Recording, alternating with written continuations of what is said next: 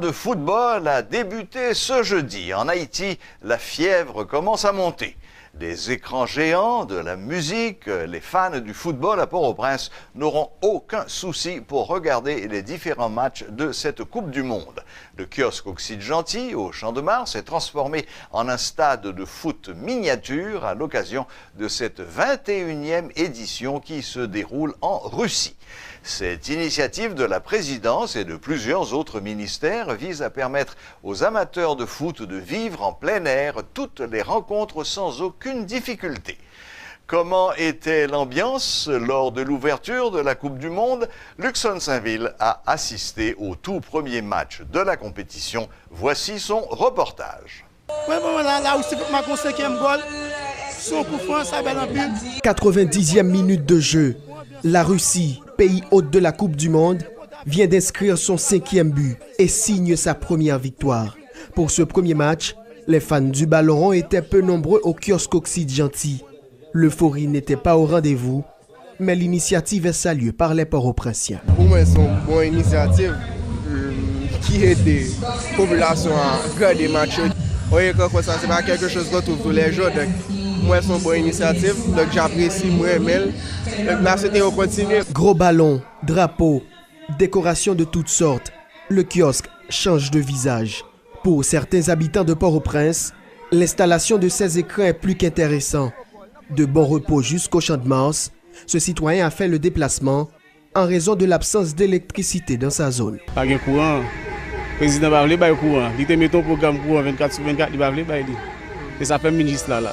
En plus des rencontres, c'est aussi un moment partagé pour certains fanatiques. Cet étudiant a assisté au premier match avec plusieurs de ses camarades. Il y a quelques anciens camarades de classe qui ne m'ont pas déjà rencontré.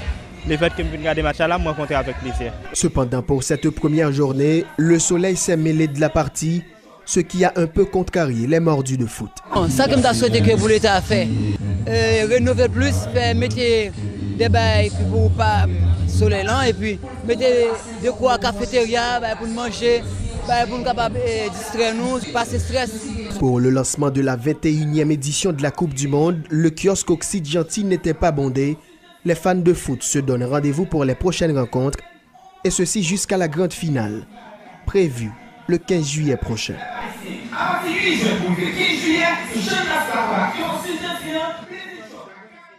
Voilà, la boucle est bouclée. Merci de votre fidélité et à la prochaine, même heure, même chaîne.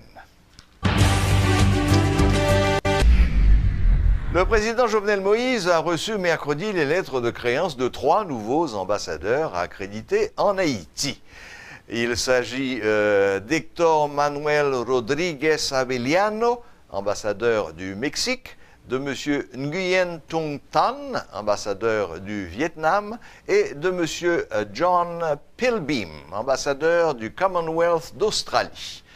Après avoir remis leurs lettres de créance, les diplomates ont respectivement effectué une offrande florale au musée du Panthéon national haïtien en mémoire des héros de l'indépendance d'Haïti. Suite à cette cérémonie, ils ont été invités à une visite guidée des salles d'exposition permanentes et temporaires du musée à la découverte de l'histoire et de la culture d'Haïti. Célébration ce jeudi de la journée mondiale du don de sang. À cette occasion, le président de la Croix-Rouge haïtienne a remercié les donneurs réguliers. Cependant, le problème demeure. Sur les 60 000 pochettes nécessaires en Haïti par année, à peine si la moitié est collectée. Pourquoi a-t-on besoin d'autant de sang? Pourquoi est-ce si difficile d'en trouver? Qui peut en donner et comment faire un don de sang? Suivez ce reportage de Vanessa Léger et de Rodney Aimable. Au centre de collecte de sang à Turgeau, des donneurs attendent patiemment leur tour. Ces gens trouvent que le don de sang est un exercice utile. Ils le font régulièrement. Moi, c'est juste pour m'aider l'autre monde qui en a besoin. Je fais ça depuis l'école classique. Sans ça que je fais là, je n'ai pas besoin de connaître qui est, si je parle de qui est, même connaît déjà c'est une vie que moi-même je vais sauver. Je commence à ça depuis 2004 à nos jours. Cet acte qui prend environ 30 minutes peut sauver certains malades, explique la responsable technique qualité du Service national de transfusion sanguine, Annie Labissière. Si l'on tient compte des cas d'hémorragie chez les femmes enceintes, des blessures par balle et des accidents de motocyclette, le don de sang est une nécessité. Mais la Croix-Rouge arrive difficilement à collecter la quantité de pochettes nécessaires. Et nous avons plus de problèmes toujours pour nous répondre à tout le monde qui a demandé ça. Donc là, c'est presque chaque jour nous avons couru. Bien que nous faisons collecte mobile, ça veut dire nous prenons un véhicule, pas nous. Nous avons fait sensibilisation dans l'école, dans l'institution, de tous côtés. Malgré tout ça, nous connaissons la machine, nous tournons avec 2 poches, 3 poches, 5 poches, nous ne pile.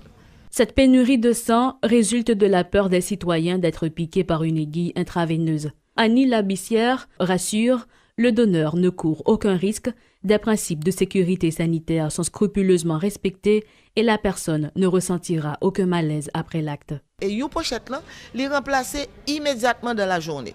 On n'a pas besoin de faire rien pour ça. Organisme corps connaît pour le remplacer ça. Pourquoi? Les fumeurs, les personnes avec des tatouages et de nombreux piercings ne sont pas éligibles pour donner du sang. Les autres causes, les spécialistes se chargent de les déterminer. Nous avons questionné qui a 32 questions. Et là, nous posons 32 questions. Il y a des petites questions pas écrites. C'est nous poser nous-mêmes. Pour nous prendre toutes précautions parce que les gens qui baillent sang sont une grosse responsabilité parce que c'est sans ça qu'ils prennent le bail les gens qui sont malades. Selon Annie Labissière, un nombre inimaginable de bébés a besoin d'une transfusion sanguine.